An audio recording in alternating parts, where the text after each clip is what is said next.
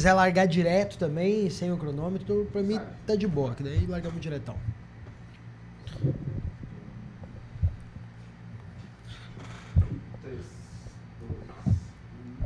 Salve, gurizada! Tamo de volta, aqui é Guto Lima, seu comediante favorito do sul do Brasil.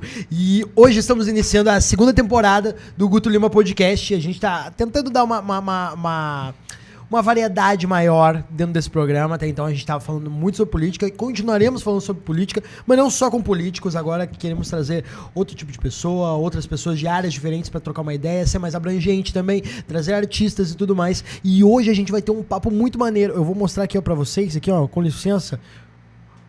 Olha isso aqui. Você sabe o que é isso aqui?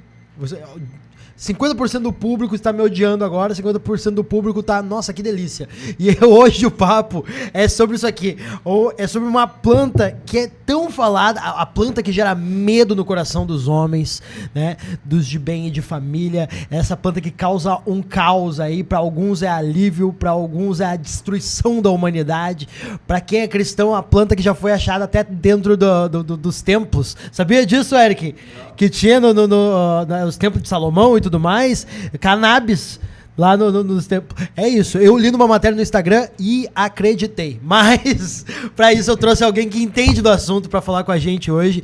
E tá aqui o Matheus comigo aqui, Matheus advogado, valeu, o cara da causa da cannabis. Eu queria muito te apresentar falando teu sobrenome, mas não vou ter essa capacidade, assim. É Matheus da Rosa Oyarzabal. Oyarzabal. Pode puxar o microfone bem pra pertinho aí, bem pra pertinho. Oyarzabal. Eu tenho, ó, vou brincar aqui. Eu tenho um tio que pesquisou bastante lá, disse que o Oyarzabal é espanhol. Mas na verdade a gente pesquisa, é muçulmano. Ele que não queria ser muçulmano. É a galera lá das Arábias que foi ensinar a galera da Europa a tomar banho, né? Então é isso aí. Pô, faz sentido. Porque o espanhol, coreano eu acreditava. Espanhol não tem como. Eu só consegui decorar um sobrenome difícil, que é o da minha esposa, né? Que é, tô aqui com a minha esposa, pra quem não conhece minha esposa, minha mulher, Camila Krafchuk. Muito bem. Puxa o microfone assim pra perto aí. Muito bem. Depois de quase 5 anos de relacionamento, o mínimo que eu esperava é ele conseguir pronunciar o Krafchuk. Nada que eu te conquistei o dia que tu veio eu escrever teu nome na primeira semana de relacionamento. Certo. Eu escrevi certinho o sobrenome dela. Ela falou, o quê? Só por isso que ela tá comigo. Assim. Então vamos lá, meu irmão. Me fala primeiramente quem é você, você trabalha com o quê, o que você executa. Se apresenta pras pessoas. Bueno, Guto, eu sou advogado, formado, atuante. Na causa canábica me considero hoje um ativista, faço parte da Marcha da Maconha, que eu acho que foi o movimento social que me preparou. Sou sócio fundador e procurador da PAMPA, Pacientes Associados por Medicina, Política e Autocultivo. Que da hora. Então, é isso aí. Eu brinco, né? Estamos trazendo a palavra da maconha. E é maconha, não é cannabis. Cannabis é o que eles gourmetizaram, né? Maconha vem da palavra macana, que é de origem africana. Então, tem toda uma história aí pra nós contar pra ti, o que vocês quiserem me perguntar. Pô, que da hora, mano. Vai ser massa. Que da hora. Primeiramente, deixar muito claro que é a primeira vez que eu tô confortável em falar de maconha com advogado. Primeira vez, assim. Pra mim tá bem estranho, tá uma situação, nossa, que inusitada, assim. Mas que legal, cara. Me diz uma coisa, como é que começou a tua história com a maconha? Bom, pra gente começar. Minha história com a maconha, eu acho que começa como para muitos jovens, né, do Brasil. É o acesso lá na juventude, sem informação. Rolezinho no Guaju. Eu no caso era lá em Cruz Alta, né? Lá em Cruz Alta. Lá em Cruz Alta, rapaz, lá longe daqui. E começou muito por isso, né? Questão mínimas informações, né? Pai e mãe sempre, não, isso é errado, isso é feio, isso é coisa de bandido, isso é coisa de vagabundo. Isso aí não presta, isso é do demônio. E aí, óbvio, né? O cara jovem, às vezes revoltado, com muitas coisas se vê, acabei utilizando. Não era a droga que eu mais utilizava, né? Muito mais era o álcool. Então eu tive acho que na minha juventude é o mais eu fácil tive de ter acesso, muito acesso, né? E era muito bonito, até, que bonito lá, tomou, a espuminha do pai. Não que meu pai tenha dado a espuminha em si, mas queira ou não, a sociedade machista. Era uma cultura. Era a cultura, né? E aí volta aquele negócio, né? A cultura que veio da Europa de tomar trago, essa legalizaram. É uma cultura que veio de um outro país que eles não querem, de um povo que eles querem massacrar. massacrar, eles proíbem e criminalizam. Aham. Então foi isso, cara. Inclusive, eu não sei como é que foi, teus coroa, eles já utilizaram maconha? Não. Não, porque pra mim teve isso. Pra mim, eu fui criado numa casa que era, ó, não usa maconha faz mal. Não, na verdade, tudo era assim, ó, era isso, maconha faz mal, o álcool faz mal, mas bebia, fumava cigarro, fumar faz mal, né, cocaína faz mal, tudo faz mal. Daí eu comecei a usar uma coisa por vez, daí eu bebia pra caramba, tinha ressaca, falava, realmente faz mal. Daí eu fumava, começava a tossir, ó, realmente faz mal. Fumei maconha, eu falei, eu tô bem, eu tô melhor do que eu tava antes, o que tá acontecendo? É mais ou menos por aí, sabe? Porque aí eu usava, e toda vez que eu utilizava, queira ou não, mesmo eu usando em caráter recreativo, em caráter revolucionário, me fazia bem. Claro. E eu não entendia o porquê. E aí entra o papo do médico, né? Eu hoje tive um diagnóstico bem tardio do TDAH, bem latente. E a maconha me ajudava. Me ajudava, assim, a me concentrar. Né? Eu me considero um cara privilegiado, porque eu consegui terminar a faculdade de Direito com 22 anos, aos 22 tirei a carteira da OAB. Que maneiro, então a mano. maconha não me atrapalhou nisso. Pô, que maneiro. Né? Aí você que fala que maconheiro é vagabundo, tá? Se você não fuma maconha e você não se formou em advocacia aos 22 anos, você que é o incompetente, você é o vagabundo. O cara fumando maconha aqui foi combustível pra ele. Não que tenha sido combustível, Claro. sabe? Mas é óbvio que eu utilizava e da maneira que eu utilizava. E quando eu vim para Porto Alegre, o uso ele se tornou muito mais usual e automaticamente eu diminuí o uso da bebida, né? Depois, com a vinda dos meus filhos, eu parei de fumar.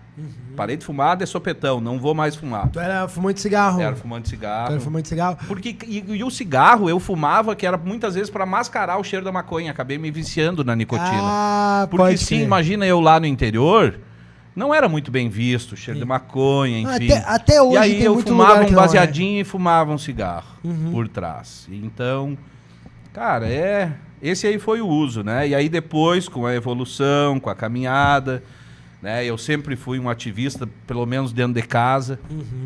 E quando veio a situação do meu filho mais velho, o Miguel, que tem um diagnóstico também de TDAH, TOD, desde os 4 anos, o TOD veio depois. Só que era muito, sabe, a questão da rigidez cognitiva, que hoje a gente lida com esses políticos aí. Imagina, era uma criança, e aí eu também tive que ali me enxergar como pai, enxergar os erros do passado lá, da maneira que eu fui na minha criação. E tipo, a minha criação não cabia hoje, né? Não posso dar pau, brigar, dar castigo, enfim, muito mais... maior. A gente não costuma falar sobre como isso é difícil, né? Sobre como é difícil tu ser criado de determinada maneira e na hora de lidar com teus filhos, tu te segurar. Literalmente, a minha filha tem 3 anos, né? Vai fazer 4. Então tá na época da birra, tá na época da briga, velho, te digo assim, ó, a maconha me ajuda a lidar com meu filho. A lidar e ajuda ele. Sim. A gente fica mais tolerante, né? Pelo menos nós lá em casa com a Morgana, porque sim, também viemos de lares muito caótico. Então, quando a gente fuma e tu tá zero, a birra, o lidar com as travas que uma criança tem, a gente fica tolerante de aguentar algumas coisas que por muito menos nossos pais já dado um tapa já. Sim, e a maconha me ajuda nessa tolerância, né? A maconha me ajuda a me deixar mais calmo, a não responder de forma violenta muitas vezes. E eu até me emociono falar dessas questões pessoais, porque, cara, um filho autista, ele não é só o problema dele. Porque às vezes a situação dele acaba assim contaminando todo o ambiente, e se a gente não tiver cabeça, paciência, essa tolerância, infelizmente o ambiente ele se torna caótico. Quantos anos ele tem? Ele tem 11 hoje. 11, e qual o grau? É grau 1. Grau 1? E ele tem essa comorbidade que é o TOD, é o transtorno do opositor desafiador. Velho, é desafiador mesmo, sabe? É o não pra tudo. Ele já acorda pedindo as coisas que ele sabe que ele vai ganhar um não. Ele desafia o tempo todo, e aí vai muito disso. E, cara, a gente vê, assim, ó, quando faz o efeito, quando a cannabis que ele toma lá, né? Agora eu usei o termo cannabis, mas o óleozinho lá que ele toma, que tem CBD, e diferente do que a indústria aí vende, que é o THC no máximo de 0,3%, no óleo do meu filho já tem um pouco mais de THC, é uma proporção não de 0,3%, mas é um pouquinho mais do que isso. Porque a gente entende lá na associação de pacientes, com os médicos que pesquisam, que literalmente não negam a ciência, de que a cannabis, a maconha, ela vai atuar no organismo de uma forma muito melhor quando vai o espectro completo, quando vai o efeito comitiva, né? Imagina, a cannabis ela atua dentro de um sistema regulatório do nosso corpo. Por que muitas vezes os caras dizem, a maconha deixa o cara vagabundo? Sim, a maconha nos dá dopamina, que é a recompensa. Depois que eu tenho a recompensa, eu vou ter vontade de fazer outra coisa? Sim. Não. Por isso que eu digo outra coisa. A maconha, hoje, ela é para criança e para velho. Ela não é pro jovem. Porque o jovem ainda não tem maturidade para usar, para se entender. Porque a diferença do veneno e do remédio é a dose. É a dose. Então é muito... E, cara, aí entra a minha visão. Eu aprendi, de repente, um pouco tarde a lidar com ela, mas hoje eu sei como lidar com ela.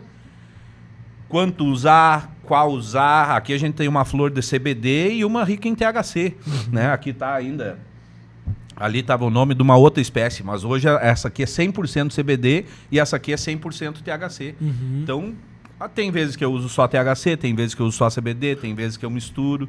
Então, é muito da pessoa se entender, do paciente se enxergar, se conhecer. Isso é muito doido. Quando eu comecei a entender um pouquinho mais sobre maconha e comecei a trocar ideia com meus amigos, gurizada da vila, né? Eu cresci na pobreza absurda, assim. Então, quando a gente troca ideia sobre maconha, então quando comecei a estudar, eu comecei a trazer algumas coisas que pra eles eram coisa nova. Irmão, não precisa aprender, não precisa... Redução de danos. Não precisa, não precisa. Ah, não, mas eu sinto que claro, tá baixando a pressão, Isso irmão. Aí. Tá baixando a pressão. É que nem eu agora eu tô com quase 30 anos, né? Eu tô começando a sentir os efeitos do passar dos anos. Agora eu tô levando um pouquinho mais rápido da cadeira. É a mesma coisa que dá a pressionada aqui. Então eu comecei a trazer isso, comecei a falar sobre, tem uma que tem a sativa, tem a índica, uma melhor pra tu focar, outra é mais pra relaxamento. E a galera, meu Deus, meu irmão, não tinha ideia que isso daí existia. Sim, tem muita coisa, né, velho? E a gente tá hoje muito restrito ainda, até a conversa, CBD e THC. Cara, são inúmeros canabinoides, no espectro completo da planta, vem tudo, vem CBN, vem CBG, vem THCA, vem uma infinidade de coisas ali, de que a ciência... O pouco que estudaram já viram que aquilo ali é quase que uma chave para os cadeados que tem, sabe? Dos problemas. Seja do autismo, seja do Alzheimer, seja da fibromialgia. Velho, e é a mesma coisa, a mesma questão do autismo, né? Às vezes um filho autista, ele mexe com todo o ambiente de uma casa. Imagina uma pessoa com dor a vida inteira. Aquela pessoa vai ser mal-humorada, vai ser ranzinhos, ela vai mexer com toda a casa. Então a gente já viu isso, casos de, principalmente a fibromialgia atinge principalmente mulheres, de mulheres que passaram a vida inteira sentindo dor, a vida inteira com um protocolo lá, farmacológico, que tem no SUS, né? Viva o SUS! Nosso objetivo é botar cannabis no SUS para que todo mundo tenha acesso, né? Então, outro assunto depois para frente. Me esqueci. Meu TDAH é muito forte às vezes, Hoje ainda já tomei meu óleo hoje de manhã, mas eu estava na questão da fibromialgia. Isso, da questão da fibromialgia. Cara, imagina uma mulher, passou a vida inteira lá tomando um protocolo de remédio para que o corpo cria resistência. Automaticamente tem inúmeros efeitos colaterais, aí tem que tomar outro remédio para efeito colateral, outro remédio. Cara, começaram a tomar as gotinhas, sai a dor some. O meu irmão, ele tem 26 anos, mas aí é autista nível 3. Claro, foi diagnosticado tardiamente, isso, Isaías nasceu nos anos 2000, então ali por médio de 2004, 2005, ele teve uma regressão, porque ele falava tudo e do nada ele começou a regredir. Quando eu estava com 10 anos, eu sou quase 10 anos mais velha do que ele, meu pai foi embora, como a boa parte da população das antigas, porque sim, uma criança com alguma limitação física ou cognitiva estremece um casamento, né? Então, foi comprar um cigarrinho. Eu fico na comédia aqui para dar uma aliviada no clima, gente. E a minha mãe teve que trabalhar fora para sustentar a gente. Então eu comecei a criar o meu irmão. Eu tinha 12, o Isaías tinha 10, e a gente foi ficando em casa, sim. Eu também estava vivendo tudo aquilo, aquele caos. E a gente teve, até os 12 anos, a gente teve babás, né? Era uma vizinha, era uma amiga, era uma parente, era alguém que alguém conhecia. Um cuidador. E nunca ficava um tempo demais. Só que a gente foi exposto a várias realidades, e algumas dessas realidades as pessoas batiam na gente. Então... Era trauma atrás de trauma, né? É um pai que sai de casa, descobriu um diagnóstico que não é aceito, é uma filha ter que desempenhar papel de pai e mãe, e daí tem mais agressão de quem ficava pra cuidar ainda. Então, sim, o Isaías a vida inteira na base de medicamento comum, tentando regular. Da pandemia pra cá, o Isaías parou com todas as atividades, porque ele fazia aula de bateria, ele fazia aula de natação, claro, tudo com o suporte do La Salle de maneira gratuita, porque não tinha como puxar todas essas coisas e precisava-se de atividades. Com a pandemia, o Isaías parou. Nesse meio tempo, o Isaías piorou os episódios de agressividade. Ele já era alguém agressivo por conta do padrão de vida que temos, mas durante a pandemia tudo se intensificou. Fugiu de casa, fui achar ele longe de casa. E nesse período eu comecei a fumar. Eu comecei a fumar maconha, eu estava com 18 para 19 anos. Comecei a estudar e também comecei a ficar encantada com todas as coisas. E minha mãe muito cristã. Então, tive que lutar dentro de casa pela bandeira da cannabis de várias formas. E hoje? Porque hoje em dia ela tá mais aberta. A gente chegou a fazer uma consulta com o meu irmão para ele tomar THC, porque eu comprei essa briga muito feia, inclusive dentro dos demais departamentos da família, de tipo assim, porque eu tenho 2 tios que são usuários desde muito tempo, e a família vê aquilo como... Nossa, a gente é a vergonha. Eu e meus 2 tios, a gente é vergonha da família. E o que mais esses tios fazem pra envergonhar? Trabalham? Mano, o tio Nelmo, eu tenho certeza que ele é tipo uma alma gêmea do Raul Seixas, sabe? Tu olha pro tio, o tio é da hora pra caramba, tá ligado? É trabalhador pra caramba. E muito uma das coisas, daí a gente passou por essa consulta com uma médica, uma consulta virtual. O que mais chocou foi a bateria de exames, né? Então ela garantiu que não teria THC para minha mãe, porque minha mãe, o grande medo dela é meu irmão ficar chapado demais. E a bateria de exames, de questão de fígado, de tudo mais, ver como é que iria reagir. E daí, por conta desse custo, além do remédio ser alto, o custo ser alto, ter que correr com o processo, quando veio a bateria de exames para se fazer antes e depois, foi uma das coisas que mais chocou, porque daí teria tudo que ser pelo particular, né? Aí que tá, e é o que a gente traz, né, velho? É muito obstáculo, muito obstáculo. Eu que trabalho que judicializo esses pedidos de cannabis, né? Pedido seja autorização para plantar, seja para o Estado entregar. Cara, é muita barreira. Juiz, ele decide conforme a discricionariedade dele, ou seja, conforme a religião dele, a visão dele. Então, é individual o ponto de vista deles. Individual. Tal. Óbvio, eles deveriam seguir o que o STJ lá já decidiu e pacificou. Mas eles não decidem. E não adianta, velho. Eu sou o terror dos juízes. Juiz que diz não, eu vou lá e digo. O cara que diz não para um paciente de cannabis, eu vou lá e falo. Escrevo isso, eu escrevo essas loucuras aqui. Vou lá e digo. O cara que nega a ciência é o cara que toma cloroquina e não toma vacina. O cara que nega a ciência, ele simplesmente ele é um negacionista. Sim. Né? E questiona. E aí, juiz, tu vai julgar de forma progressista, acreditando na documentação que eu estou trazendo, ou tu vai julgar conforme a tua cabeça? E eles cagam na sentença. Tu já tentou usar o preconceito do cara contra ele mesmo? Já tentou usar o preconceito do cara contra ele mesmo? Não sei. Eu mais bato na cara do que tento ser... Às vezes tentar usar, já que é preconceituoso, usar, meu bairro, se tu não aprovar, tu é viado. E aí, agora? E agora? Quero ver o que tu vai fazer. Cara, eu falei pra ti, é real, né? Hoje eu tô vindo aqui conversar contigo e amanhã eu vou estar na sede do Tribunal Regional Federal da 4ª Região, em Porto Alegre, conversando com uma desembargadora sobre isso. Que da hora. E, velho, se esses juízes querem se tornar a pedra no meu sapato, o meu calcanhar de Aquiles, eu vou me tornar a pedra no sapato e o calcanhar de Aquiles desses juízes. Porque, eu tenho uma decisão que eu trouxe aqui, que o desembargador... Quando se tem um recurso, né, no primeiro grau eu tomei um não, mas quando se tem um recurso é um colegiado, normalmente, que vai julgar. Então são 3 pessoas. O relator veio e cagou, igual o juiz de primeiro grau. Cagou na sentença, no voto dele do acórdão. E um dos outros 2 relatores pegou esse meu recurso, leu o recurso e deu um voto extremamente pedagógico, trazendo isso. Tem que respeitar o laudo médico. Não tem essa de ter que provar, de que usou outros remédios. Velho, ninguém te pune por tu tomar cerveja, Óbvio, se tu dirigir vai ser punido. Mas Sim, ninguém sim, te sim. pune por tu tomar Coca-Cola. Sim. Ninguém te pune por tu usar açúcar. Ninguém te pune por tu tomar café. E tudo é droga. Tudo faz mal. Não se pune autolesão no Brasil. A gente não pune quem tentou um suicídio. Mas a gente pune quem fuma um baseado. Sabe? É muito louco. O próprio cassino, a própria bet é tão bem aceita ao ponto de estar patrocinando isso tudo. aí é fora Tudo do que tu abre um dia desses, botei um dizer que a gente é chinelão lá em casa, né? Então para assinar um streaming tem que botar o streaming que tem propaganda. Cara, daí bet daí a gente usa a justificativa de que não é pra sentir saudade da TV aberta, assim. Mas, E, mano, velho, desenho a pra Bet, criança. cara, Desenho pra a criança. Bet é uma loucura, que assim, ó, a Bet é feita pra rico, porque o rico tem pra perder. Sim. O pobre não, velho. Sim, sim. Ah, então... Não, e daí eu boto no stream um desenho pra criança, minha filha vendo um desenho pra criança, propaganda que toca no meio do desenho, é propaganda de Bet. E daí, tipo assim, pô, não vai nem sentido. Conheço um monte de gente aí que tentou a vida com Bet, perdeu tudo que tinha e voltou pro zero, sabe? Eu perdi show por dizer que eu era contra.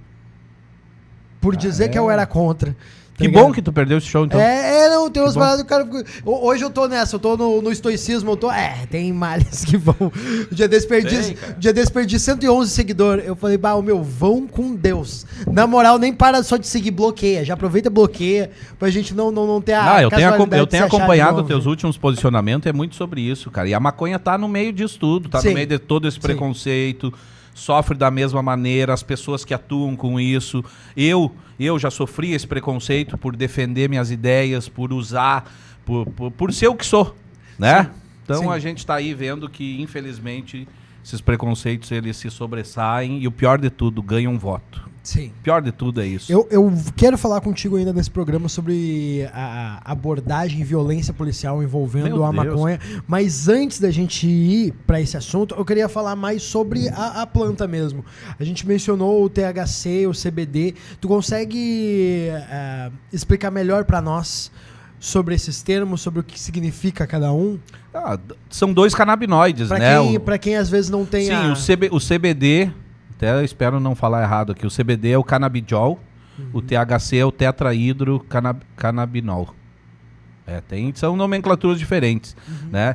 E cada canabinoide, ele age de uma maneira diferente dentro do nosso sistema regulatório. A gente nasceu com um sistema endocannabinoide. E esse sistema é um sistema que ele faz parte do nosso corpo, a gente tem desde que nasceu, e ele se relaciona justamente com esses canabinoides. Então a gente já nasce com receptores... CB1 e CB2 é os nomes dos receptores. É um papo mais de médico, mas é isso. Não, a cannabis, claro, a cannabis pra atua gente... justamente com isso. Aí eu trago a questão do autismo, né? Da questão do sistema regulatório ali, de que falta. A cannabis vem para suprir isso. Então, com o meu filho, porque eu passei várias assim, né? Como o diagnóstico dele foi mais tardio, imagina, ele tomou vários neurosupressores, né? Remédios que anulavam ele. E aí, depois do diagnóstico correto, podendo usar o óleo de maconha, full spectrum, a gente conseguiu tirar esses remédios e literalmente conhecer e entender mais ele. E ele, automaticamente, a maturidade, que é o que vai ajudar muito ele a se regular. E sim, a cannabis ajuda ele a se regular, ajuda ele nessa questão dos impulsos violentos, das crises violentas, isso tudo tem. E eu enxergo muito a tua situação com teu irmão, essa questão da ida embora do teu pai, e isso às vezes eu olho para minha esposa, a gente tá junto, eu digo, isso acontece, e a gente tem que ficar junto, e manter a família, porque é isso, e a maconha ajuda aí a gente nessa caminhada. Que legal. Não, e eu até tô vendo aqui, ó, eu não sei se a galera da câmera conseguiria ver. Consegue dar um zoomzinho, Eric, pra nós? Nessa aqui? Aqui, ó, olha aqui. Tem todas as informações aqui, ó, gurizada. Tem informação do que esperar, ideal. Aqui diz que é híbrida. Aqui. Isso, é que esse rótulo é de uma planta que eu fiz antes, que é a CBD Skunk Haze. Entendi. Hoje, a que tem aí dentro é uma CBD pura, né? Isso Que é uma aqui, cepa isso mais aqui. índica. Isso aqui. E, velho, dentro da nossa associação, a gente tenta fazer aquele negócio do aprimoramento genético para nossa região. Aham. Nós temos uma região aqui extremamente úmida. Então a gente vem mudando, vem melhorando as plantas. Né? Legal. Semana passada a gente estava lá com 2 pés macho, grandão, né? Chega a fazer uma chuva de pólen, 2 plantas fêmea, estava fazendo cruzamento para nós tirar semente, para melhorar. Nas plantas crioulas que a gente tem aqui, a gente faz cruzamento também, compra genética de fora e melhora. É verdade que o macho, a planta macho, ela afeta a planta fêmea? Com certeza. De dar broto. Olha só que bosta, né? Tu viu, Eric? O macho, ele estraga tudo até no mundo da maconha. Olha que merda Não é que o macho. estraga, não que estraga, Guto. Ó, vou te trazer. A visão, o macho, ele produz menos óleo, né? A planta fêmea que produz muito mais canabinoides. E o macho, nesse caso, a gente usa ele muito para fazer a questão da reprodução e do cruzamento genético, para melhorar. Entendi. Então, óbvio, ele só serve para nós, ele só serve para isso, porque ele produz pouco. Na sociedade também. Na sociedade. Na sociedade. É a mesma coisa. A gente. A gente Deixa eu perguntar, Guto. fala. E aquele que é do Todo Mundo em Pânico lá, é macho ou fêmea? Tu lembra do Aquele é fêmea. Ah, baseado bola maconheiro. É fêmea, É fêmea, né? Aquele Pô. é fêmea, aquele é fêmea. É isso, cara. Aquele do Todo Mundo em Pânico é uma planta fêmea, cheia de flor lá e eu acho que aquilo não foi nem... Aquilo foi a planta fumando ele, foi muito mais, eu acho que, como é que eu digo... É a planta atuando nele, né? Como a planta atua. Ali foi uma coisa muito mais cinematográfica, enfim, mas cara, muda a nossa vida quando a gente começa a interagir com a planta, interagir de forma responsável, sabe, com conhecimento. Eu brinquei antes lá que maconha é coisa de jovem, coisa de velho. Coisa de jovem não, coisa de criança. Não é coisa de jovem porque muito disso. Né? A questão da informação que eu te trouxe lá no início. Velho, se meus pais tivessem trazido a informação de Matheus, de repente tu não usa agora porque teu corpo não tá pronto, teu cérebro ainda não formou totalmente. É aos 25, né? A partir dos 25, né? Depende, mas é isso, é depois dos 20 pro homem, né? A mulher ela amadurece mais cedo.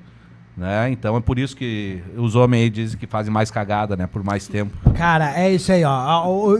Se esperem muito disso nessa segunda temporada. A gente fala quanto o homem é uma bosta, assim, sabe? Até o início da terceira eu vou ter me assumido como mulher trans já. Ô, Eric, vai ser lindo, Eric. O que vai acontecer nesse podcast, Eric. Vai ser lindo. Cara, mas que da hora, que papo maneiro, assim. E, cara, me fala sobre tu cultiva também, né? Cultivo. Cara, que doideira é essa do plantio? Porque a gente assistiu uma série uma vez que é brasileira, fica a recomendação. Pico da Neblina. Pico da Neblina. Maravilhoso, série maravilhosa. Que série difícil de assistir, dá um tesão ver aquele negão atuando. Que cara maravilhoso. Homem bonito, homem. Começou a se assumir. Não. Agora é minha parte bissexual. Isso daí já é assumida, já tem uma cota já. Mas, tipo assim, eu lembro que aparece um personagem, se eu não me engano, é argentino. Na segunda temporada. Um uruguaio. E ele bota a música pras plantas e ele fala de todo um processo. Como é que funciona o cultivo? É que nem os feijãozinhos da época da pré-escola, que era só botar o feijãozinho no algodão? É parecido, o cultivo é parecido, né? Eu faço tanto germinação da semente quanto clone. O clone nada mais é do que cortar um raminho, fazer ele enraizar e dali vem uma planta. Mas o que eu posso falar sobre cultivo, e eu cultivei muito mais tempo fora da legalidade, né? Hoje eu tenho autorização judicial, tudo para poder plantar o meu remédio. E trago aqui a diferença entre remédio e medicamento. Remédio é o chá de camomila, remédio é o chá de boldo, medicamento é o que a indústria da farmácia faz lá e vende para vocês. Então, remédio. E, velho, o simples fato de plantar é terapêutico. Porque tu tem que esperar o tempo dela, não é no teu tempo, tua ansiedade controla ali. E eu tento trazer isso porque, cara, eu sou um cara extremamente ansioso. Eu sou um cara que tem TDAH, eu não gosto de atraso, eu tento ser pontual sempre. Enfim, e, velho, nos meus primeiros cultivos, eu fumei o troço verde. Não tava pronto, não deixei secar. E tudo foi um aprendizado, sabe? O plantar é sensacional. E óbvio, né, cara? Tu vai lá, tu prepara o solo. No meu primeiro cultivo foi um cultivo mais mineral, ou seja, Era um substrato inerte, era uma terra sem nada, e eu que dava comidinha para a planta. E aí começa a pesquisar, ô velho, planta tem que viver como planta, nascer planta e morrer planta. Como é que nasce? O que eu poderia fazer? Solo vivo, solo orgânico. Então hoje tudo que a gente traz, planta, é orgânico. A gente trabalha lá com os fungos e as bactérias que ajudam, que beneficiam. Tá. A gente literalmente usa o ecossistema da melhor maneira e de forma sustentável. Pode crer. E hoje, na nossa associação, a gente busca a ideia do agrofloresta. A gente planta maconha entre um pé de mamão, um pé de alface, uma mamona, um milheto, um girassol. Legal. Imagina se a gente puder aí reflorestar o mundo, cheio de maconha. Nossa, essa é maravilhoso. seria Qual foi a cidade, Vida, que a gente viu um dia desses que os caras começaram a plantar maconha nos canteiros da cidade? Que essa era uma operação que eu acho que valia a pena todo mundo se juntar pra fazer. Se todos nós sairmos plantando maconha em canteiro pela cidade, eles não vão conseguir tirar tudo, gurizada. Ah, não, aqui em Canoas com certeza, é que não estão nem preocupados em cortar Nem o mato normal eles estão não. tirando da praça. Qualquer parada de ônibus vai virar uma plantação. Mas teve uma cidade que era... Teve, é lá em Minas, acho que era. Era em Minas, né? Minas, Tem não vou lembrar o umas nome. plantas no meio do canteiro, no meio... Não, do a Marcha da Maconha, 2 anos atrás, eu acho que a gente distribuiu mais de 1.000 sementes. Que legal, Né? cara. Porque semente, segundo a justiça, semente não é droga, não tem THC, sabe? A planta em si, a planta na vegetação, ela não tem nada de THC, ela não tem nenhum canabinoide. Então, velho, a gente distribuiu, né? Gosto de falar da marcha, porque a marcha assim me preparou. É um coletivo que tem um viés social, é um movimento social, eu digo que é um reflexo da sociedade civil organizada. Há quanto tempo existe a marcha? A marcha existe há bastante tempo, né, cara? Toda essa caminhada, tudo que a gente conseguiu hoje começou na marcha. Começou Então, eu vou, não quero errar as datas aqui, 2004, 2007. Para a marcha existir, foi necessário um habeas corpus judicial, para que a galera não fosse preso, porque antes tinha o crime de apologia, e não é apologia, é literalmente a gente poder expressar a nossa liberdade de expressão, né, trazer ali um questionamento sério sobre o do porquê, porque, e aí, velho, a marcha da maconha, ela traz muito isso, sabe? Os 2 últimos anos, a gente trouxe os questionamentos, né? Primeiro desses últimos 2 anos aí, a gente buscou a revisão criminal de todos os processos que prenderam pessoa por causa de maconha. E nesse ano passado a gente trouxe um questionamento. Tá, legalizou, mas legalizou para quem? Sim. Porque no Guaju continua apanhando.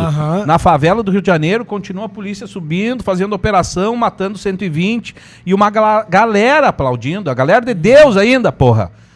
Aplaudindo que morreu 120 que tinha que matar mais. Isso é uma coisa que eu falo muito com meus amigos que são usuários também, que é tipo assim, não vai na onda do legalizou, porque depende muito de quem vai te abordar. Claro, toda a vida. Eu não acho que todo... E da cor da tua pele, e da onde tu anda, e no carro que tu tá, e no bairro que tu tá. Do teu estereótipo, tudo depende, assim. Eu sei, porque conheço algumas pessoas de dentro da corporação, de dentro da polícia, que realmente são pessoas justíssimas, assim. Até... Olha só que legal, eu vou postar esse vídeo ainda, tá? Nos meus shows de stand-up, eu entrevistei um policial em Novo Hamburgo, que tava na plateia. Meu show, ele é uma doideira, vai gente de esquerda, de direita mesmo. Eu faço piada com os dois, a galera que está lá entende sobre o que é o meu trabalho, conseguem estar lá e convivendo em harmonia.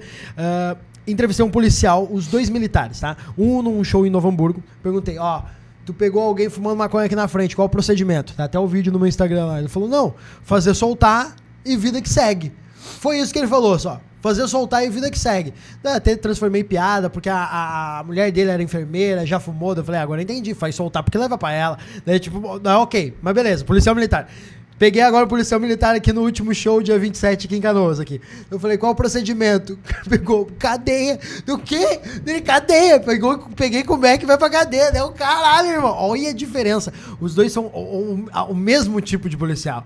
Ou a mesma categoria de policial. Bom, a resposta é diferente de cada um. Pra mim, eu sei que tem muita gente boa no meio, mas pra mim, a polícia militar é a evolução do Capitão do Mato, lá de trás. E aí, essa é que vem a questão histórica, velho.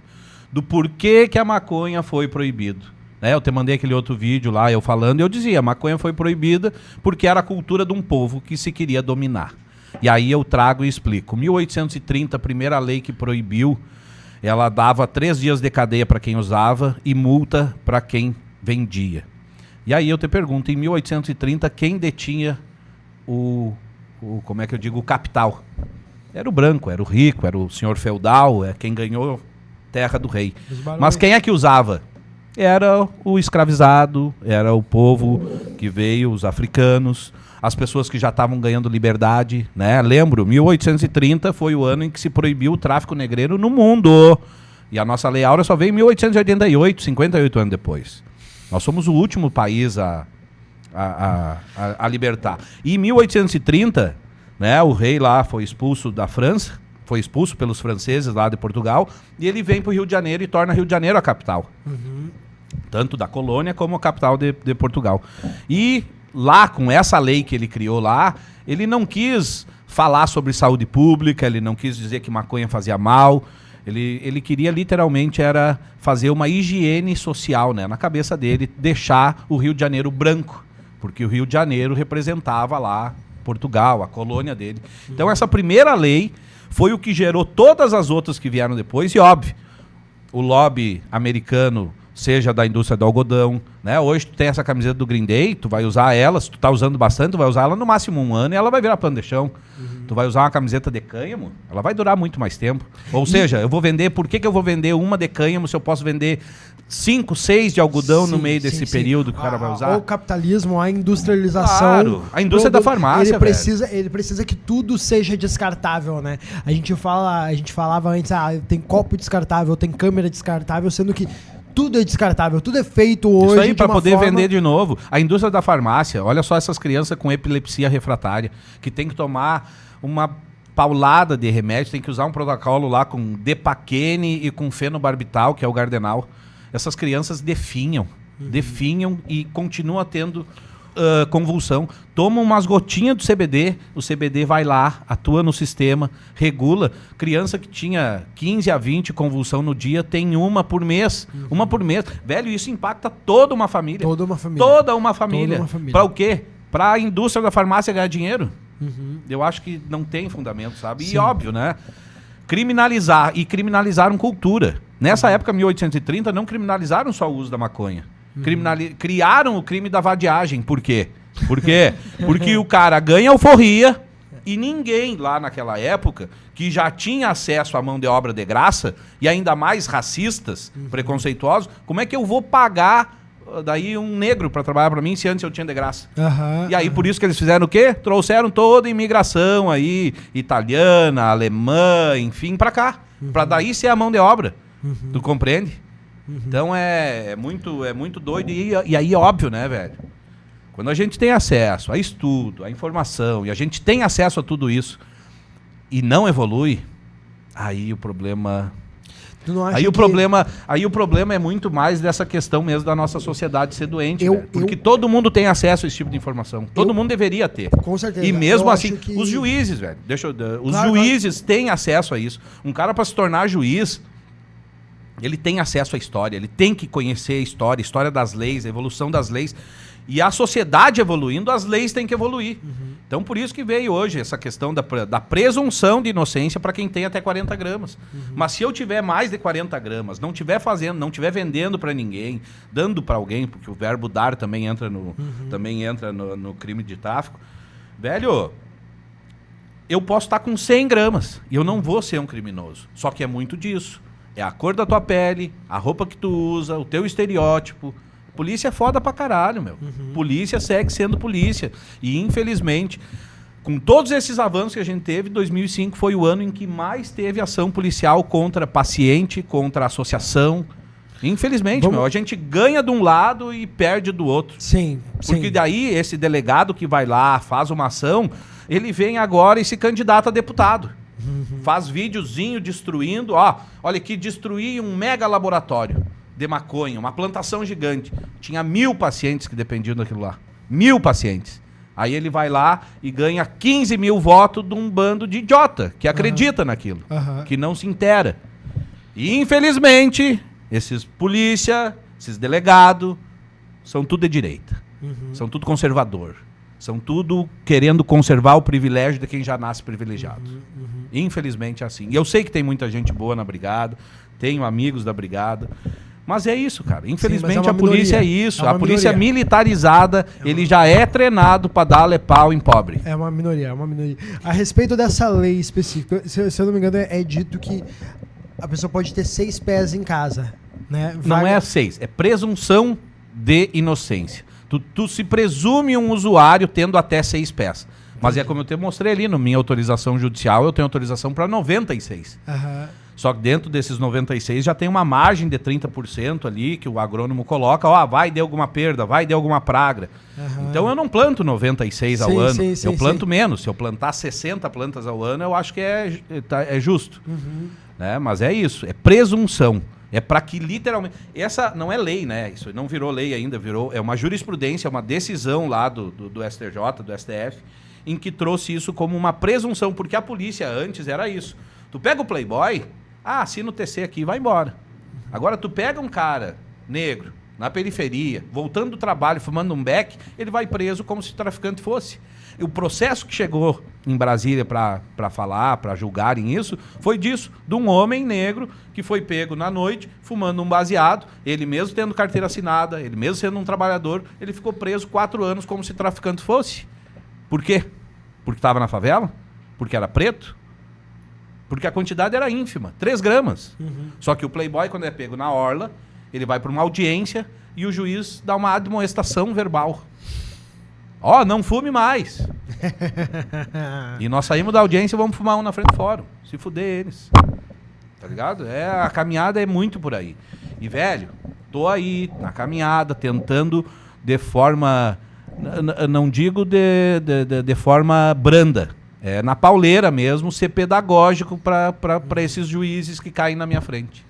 De ensinar, literalmente ensinar, trazer conhecimento. O que tu acha que falta pra causa? Cara, eu acho que, não que falte, mas a união faz a força, né? Então, toda essa questão do associativismo, a gente criou uma associação de pacientes por conta disso, a união faz a força. E sim, acho que o que falta mais é falar sobre, é ter esses espaços para falar sobre. Né? Tu, quando eu te procurei, vamos, super apoio, vamos falar do assunto. Só que a maioria não faz isso. A maioria negligencia e segue esses dogmas religiosos, segue essa visão machista, racista, homofóbica que a nossa sociedade se forjou e prefere não falar disso. Então, o que falta, o que eu vejo que é o interessante para a nossa causa é a união. Todo mundo se juntar, todo mundo lutar, né? A gente faz parte aí da frente parlamentar também para incluir a cannabis no SUS gaúcho.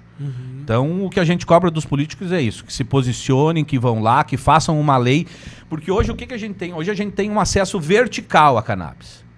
É da indústria, o que vem da indústria, o que vem importado. Isso é verticalizado, isso custa caro. O que a gente quer é um acesso horizontal, democrático, que todo mundo tem acesso. Então, o nosso objetivo com a associação de pacientes é não precisar existir no futuro.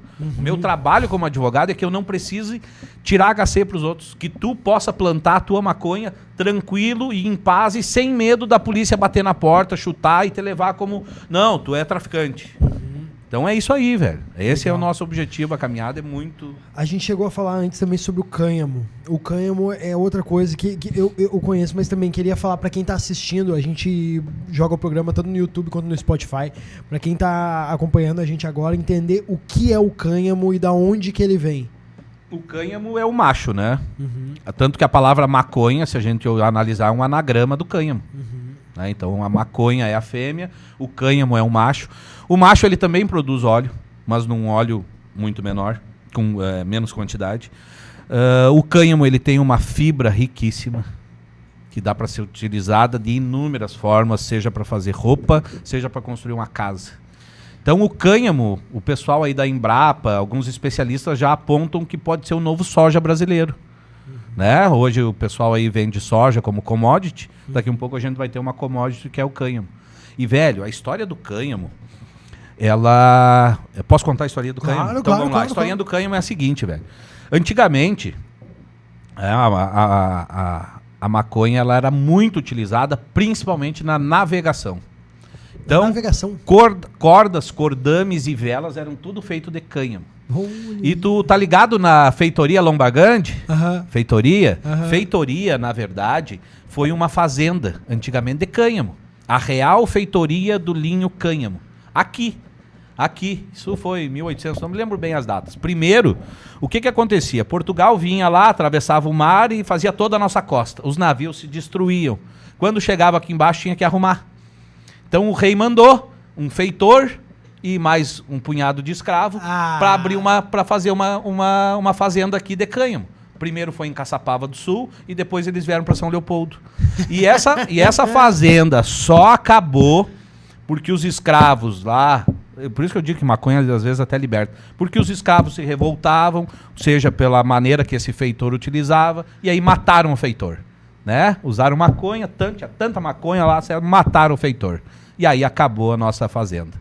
E aí a imigração alemã veio, pegou a sede da feitoria lá, que é onde tinha toda essa história riquíssima da linha Cânhamo, e construiu a casa da etnia alemã. Tomara que o pessoal de São Leopoldo aí veja e venha me contrapor aí, porque a etnia alemã tá na casa que era do Cânhamo. E aí vem muito nessa questão, né, de que, bom, o pessoal, os escravizados começaram a ganhar liberdade, trouxeram a imigração. A imigração veio e suprimiu até a cultura deles.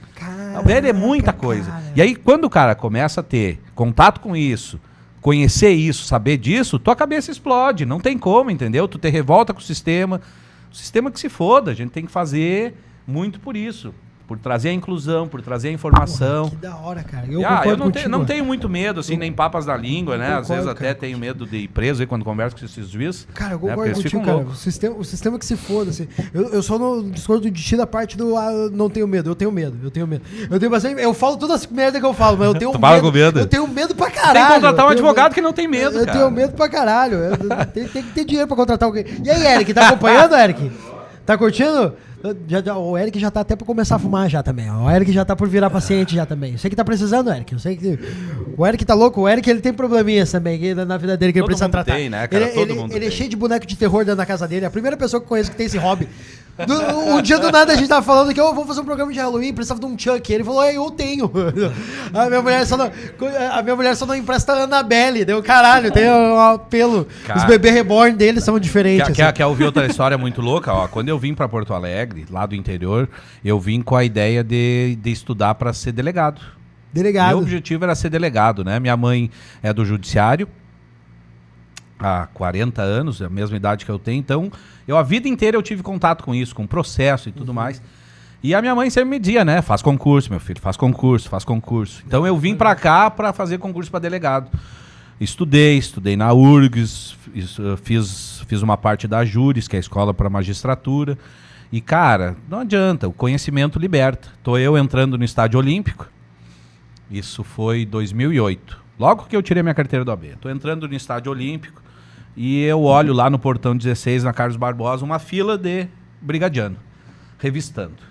Quando eu entro no estádio, assim, né, o brigadiano pega, bate nos meus bolsos, tem uma carteira, puxa a carteira. Eu puxei a carteira, parecia que tinha uma mola naquele baseado, saltou só o baseado pra fora. E ele, o que é isso? Eu digo, me libera aí, deixa eu olhar o jogo. E aí ele, não, meu. E eu disse, eu vou querer prestar concurso aí, me libera. E ele, entra aqui então. Me botou pra dentro do estádio e disse, come, magrão. Eu botei numa mão, já salvei na outra aqui. Disse, tu conhece os irmãos gêmeos? E eu falei isso porque ele era novinho. E ele novinho, ele devia estar ligado nas leis, né? Porque ele fez o concurso. Os irmãos gêmeos é o 4898, a antiga lei de abuso de autoridade. Tu conhece os irmãos gêmeos? Lei 4898 de abuso de autoridade? Agora eu quero que tu me leve. Eu vou assinar um TC e eu vou registrar contra ti. E foi bem na época que tinha o Tropa de Elite. E eu disse assim, tu não merece essa farda, tu tem que tirar essa merda. Isso o capitão que tava cuidando ali viu a situação, veio, né? E como eu sou branco, tava dentro de um estádio do Grêmio lá, o cara não quis me dar lepau ali, eu acho. Botou a mão em mim e disse, o que houve? E eu disse, vou me apresentar. Foi a primeira vez que eu usei a carteira da OAB. Puxei, mostrei. Digo, aconteceu isso. Daí ele olhou pra mim e disse, doutor, vá olhar seu jogo. E daí deu um esporro ali no brigadiano. Eu digo, cara, e é muito sobre isso, sobre o cara saber se defender, sobre como o cara vai se portar na hora. Sim. Eu tenho um problema, a Camila tá de prova, a Camila já viu algumas vezes. Antes de tu contar a história, um adendo. As duas histórias traumáticas que vivemos, os policiais, eles estavam à paisana não nos apresentaram nada e estavam visivelmente alcoolizados.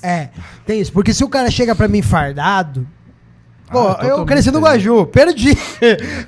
Perdi. É a mesma coisa de quando vem alguém te assaltar armado. Mano, perdi, tá tudo certo. Daí é o seguinte, eu tenho uma parada.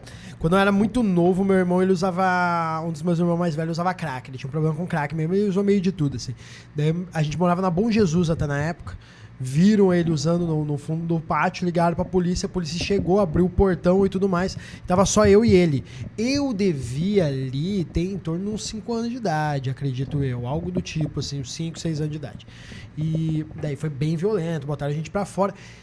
E o tempo todo tava com uma arma na cabeça do meu irmão e tinha uma arma na minha cabeça.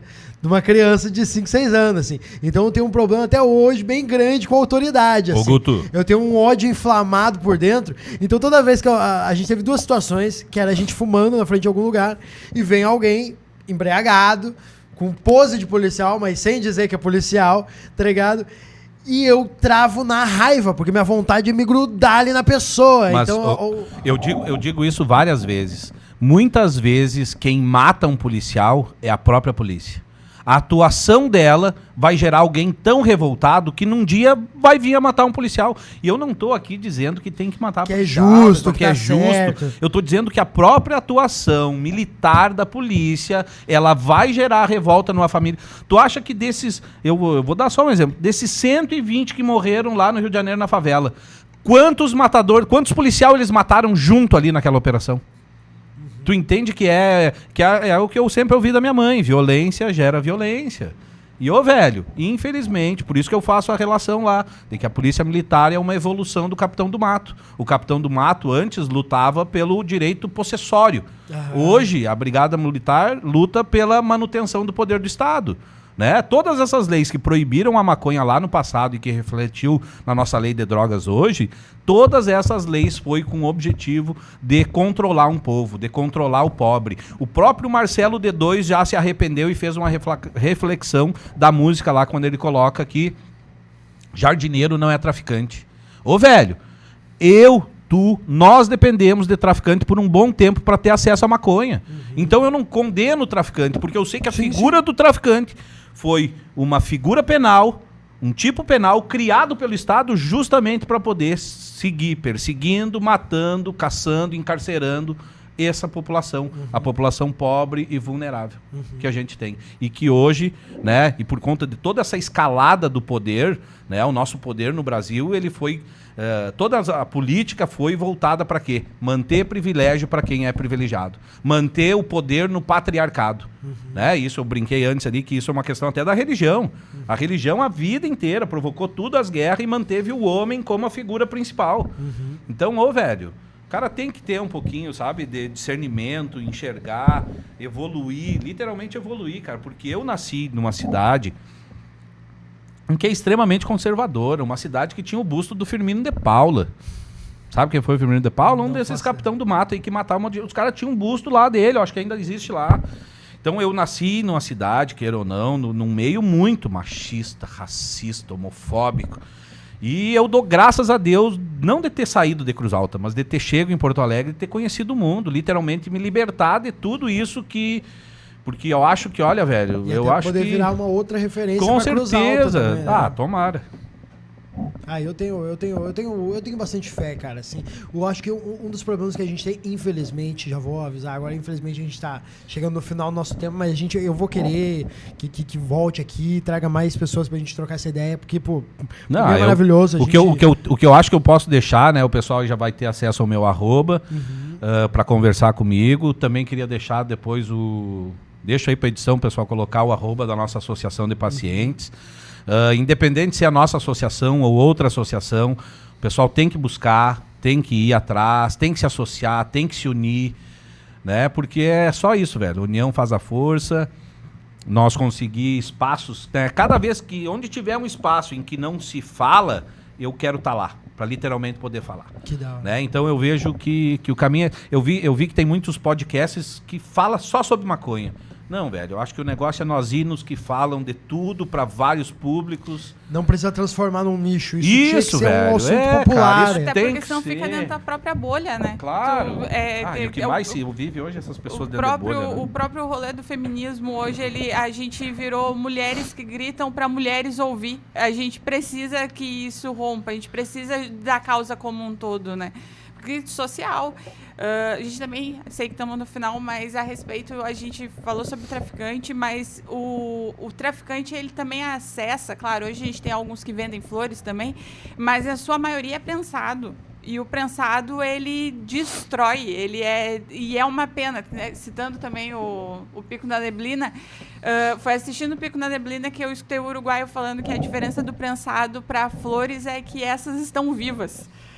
Então, assim, é flores mortas. É, isso aí, já em decomposição, tem bicho, tem amônia. Tipo isso aqui, ó. Hoje, se a gente usar isso aqui é rico em THC. Isso aqui vai ter THC e vai te entregar ali tantas miligramas conforme o teu uso. Só que tu vai usar um prensado, tu não sabe de onde veio, tu não sabe o que tem. O THC, ele degrada, ele pode degradar, ele vira outra coisa. Tudo é química. Eu vi um reels de um cara que ele achou um besouro dentro do prensado dele. Inclusive eu vou abrir a tampa só pra cheirar, tá, gente? Porque o cheiro, eu acho tão...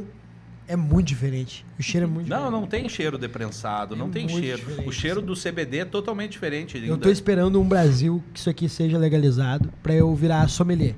Eu vou virar sommelier de cannabis. Eu vou atender pessoas num restaurante de luxo. Vou dar um... Isso aqui, ó... 55. THC. No restaurante ainda não, ó. Eu já trago, velho. Trago outra visão também e de que... Cara, o ato de fumar, ele não é saudável, ele não é de saúde. Sim. Mas o ato de fumar é o cultural. Qual é a cultura da maconha? Nós acender um baseado e fumar todo mundo junto. Mas tem N formas. Qual é a cultura? Qual é a cultura do chimarrão? Que já foi um dia proibido lá atrás, né? Porque os jesuítas achavam que aquilo era algo promíscuo, era coisa. Os jesuítas proibiram lá os indígenas de tomar, né? Tanto que eles davam o nome de índio, porque in é não, dio é Deus, é sem Deus. Para eles, esse era o nome. Não, tu tá tirando. Por isso que hoje a gente fala indígena. Tu tá tirando, que é isso que quer dizer agora. Índio quer dizer sem Deus. E os jesuítas queriam... Se eu ver alguém falando índio na minha frente, vai tomar ali um cacete agora, cara. Porque agora eu sei o porquê. Até então eu não sabia, agora vai tomar ali um cacete mesmo. Isso, os povos indígenas lá tomavam mate. E qual é a cultura do mate se não cevar um mate e tomar entre amigos e confraternizar? Qual é a cultura da maconha? Nós fumar junto, dar risada, fazer uma larica. A gente não usar de microfone. Isso aí. Os dois, não né, babar na bomba. Não baba na bomba. Pô, é verdade, cara. Olha aí. É cultural, velho. E o que se proibiu não foi uma droga. O que se proibiu foi a cultura de um povo. O que se criminalizou foi a cultura de um grupo que queria se exterminar, que queria até hoje se caçar, perseguir e matar. Então hoje, se a gente usa maconha, a gente faz parte desse grupo. E a gente tem que lutar por ele. Eu não sou um cara, não sou negro, mas eu tenho voz, enquanto advogado, eu tenho que dar voz para quem é calado. Então esse é o caminho. Pô, que da hora, meu irmão. Muito obrigado pela tua participação hoje aí. Com certeza. Tem vou papo querer... pra mais umas 2 horas. Não, com certeza a gente vai querer que tu retorne aí também, tá ligado? Eu vou ver se trago o presidente, trazer o presidente também, um cara gente finíssima. Pô, com certeza. Já tem data a próxima marcha da maconha? Cara, a gente tem feito no mês de outubro, antes era no mês de maio, né? Em função da enchente que deu, a gente cancelou a de maio, daí foi para outubro e sai perto sempre das eleições, né? Então isso é bom. A gente legal. Galera, já foi essa a ideia. Então vai ser para outubro, ainda não sei qual domingo, mas é sempre no mesmo lugar, lá na Redenção. Esse ano estarei presente lá. Ô, Eric, me alcança ali atrás, ali a camiseta. Esse ano também vai ter aquele campeonato de melhor bolador, né? Ali na Redenção. É mês que vem? Agora em abril, agora. É um evento de uma tabacaria ali, que vai fazer o melhor bolador. Ó, queria te deixar aqui uma camiseta da marcha. Pô, que da hora. Pra ver se esse ano tu cola lá. Não, esse ano eu vou colar. Lá. Se me deixarem, vou pra microfone, faço piada e tudo mais, assim. Isso aí, tem que levar umas piadas que ensinem literalmente, né, Guto? Claro que sim. Eu sei que o humor também serve a um canal de ensinar. Olha aí, ó. Toma, que da hora. Obrigadão, meu amigo. Pô, eu tô feliz demais, cara. Aprendi bastante nesse episódio, mano. De verdade mesmo, assim. É emocionante pra nós, assim, que é algo que tá muito atrelado a gente e tudo mais. Então, pô, aprendemos muito. Espero que quem tava escutando de casa tenha aprendido também. Vai ficar as redes sociais aqui do Matheus, dos projetos. E é isso, vamos se informar, vamos pra cima. Comenta, se inscreve, deixa seu like. Matheus, muito obrigado. Camila, tem alguma consideração final pra dar aí? Não. Não? Certo. Eu tenho uma consideração final para dar. Você tá linda, meu amor. Obrigada, meu bem. Guto, valeu, obrigado o espaço, Camila, obrigado a troca. Acho que é isso aí. Isso aí que a gente precisa, conversar sobre. Porque não adianta, é discutindo que a gente evolui o pensamento. É isso, é isso. É literalmente, como é que eu digo, essa viseira que colocaram, essa cegueira geral que ela foi construída, é um lobby que construiu essa cegueira, né? Durante a ditadura militar, muito dessas coisas que a gente ouve hoje, que queima neurônio, que é coisa de vagabundo, que, enfim, todo o lobby que eles fizeram foi para tu não pensar. Então, discuta, evolua, dê um olhar querido aí para a ciência, porque a maconha, ela muito mais salva vidas. O próprio teu irmão aí, tu disse que era usuário de crack, era dependente. Um dos melhores remédios para se livrar, para combater a fissura, é a cannabis, é a maconha. Seja ela fumada, seja ela vaporizada, seja ela no óleo. Ela ajuda. Ela ajuda e eu falo em causa própria, que ela ajuda. Matheus, pra gente encerrar, indica pra nós uma música e um livro. Uma música, cara. Uma música. Eu acho que eu prefiro indicar um artista. Vamos lá. Eu sou muito fã do Ed Vedder, que é o vocalista do Pearl Jam. Tá. Escutem ele. Tá. E um livro, cara, leiam Érico Veríssimo. Érico Veríssimo. Todos. Ele é lá de Cruz Alta também. Boa. Coisa linda. Senhoras e senhores, estamos juntos. Esse foi o nosso podcast. E se você quiser patrocinar a gente, seu dinheiro vai ser muito bem-vindo. A gente está precisando, inclusive. E é isso aí. A gente quer empresa também que não vai... Ai, me falaram de maconha. E outra, né? velho, empresas empreendedoras para empreender na cannabis, para empreender com a maconha. Ô, velho, a gente tá num mundo aí, agora teve o Soul Summit ali, eu não sei se falou tanto, eu acabei não indo. Mas, ô, velho, o mundo precisa de maconha. O mundo precisa, a gente precisa de empresários que queiram investir, seja na indústria têxtil, seja na indústria da construção civil. A gente tem uma gama de finalidade aí para usar a maconha, para usar a cannabis, para usar o pango, o pito do pango, o fumo de Angola, o nome que quiserem dar. Mas tá aí. A gente precisa de empresário para investir na maconha. Pô, que da hora. É isso aí, tá dado o recado. Tamo junto, gurizada. É nóis. Muito obrigado, Estúdio Garras aí, que tá sempre abrindo as portas pra gente poder fazer esse programa aqui. Eric, tamo junto. Quer deixar um recado, Eric? É isso aí, disse o Eric. Respeito o Eric. Tamo junto, gente. É nóis. Valeu. E aí, curtiu, meu? Bah, podemos legal, falar. cara. Muito legal. Pô, rendeu Podemos demais. fazer outro, falar. Nem falei de habeas corpus.